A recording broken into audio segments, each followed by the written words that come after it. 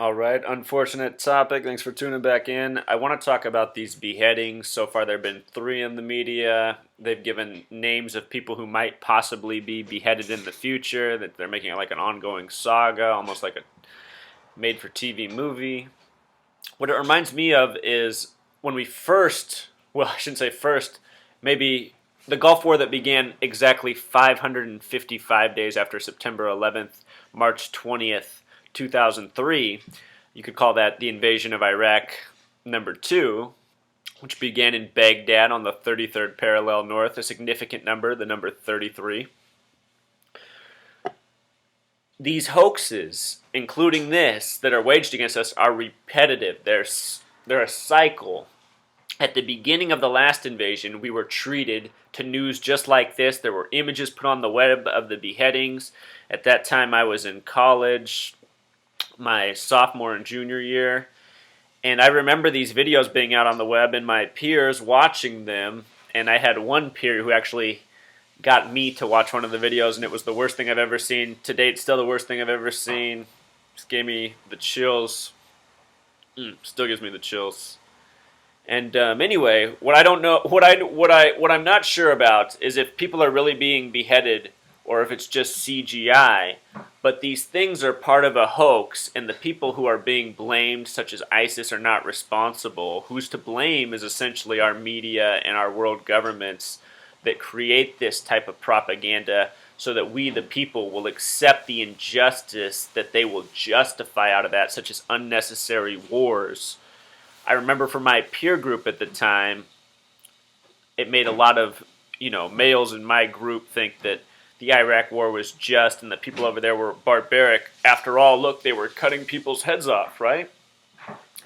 So, if you've seen my introductory video, if you've seen my video about how our mainstream media is a military PsyOp, I'll link both those videos in the comments if you haven't seen them. This will make a lot more sense. If not, maybe you should stop right here, go back and watch those, and then come back to this.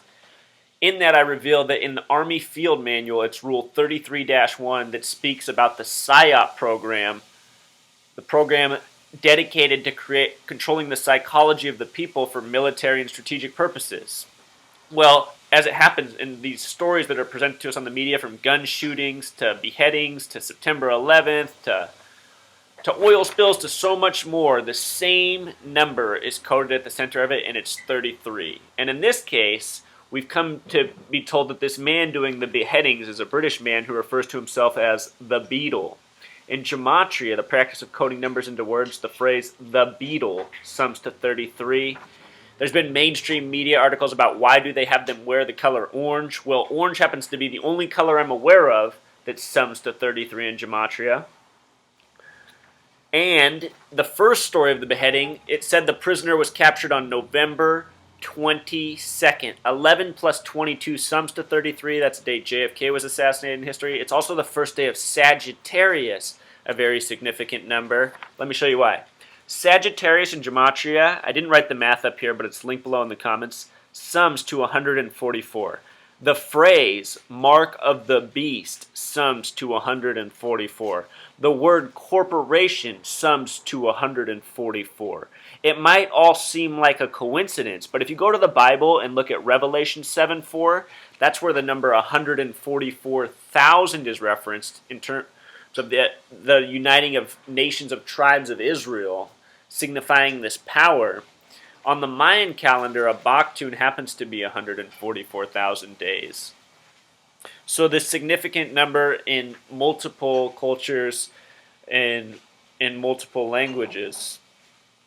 And that 7:4, Revelation 7:4, of course, corresponds with this nation's birthday, Gematria, which I teach about. These following words all sum to 74. English, Gematria, Jesus, the English translation of Jesus, Joshua, cross, Lucifer, occult, more, but very significant numbers, especially in this nation where the birthday is the 4th of July.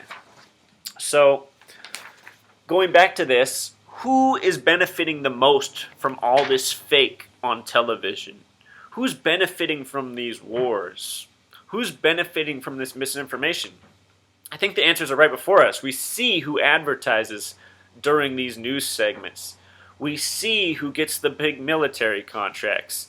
And we see who finances it all. Follow the money, find the truth. And if you learn this gematria, a lot more truth will be revealed to you. With regard to the Beatle and the Beatles, in history, the music band the Beatles, also out of the UK where he's supposedly from, their first album was established March 22nd, 322.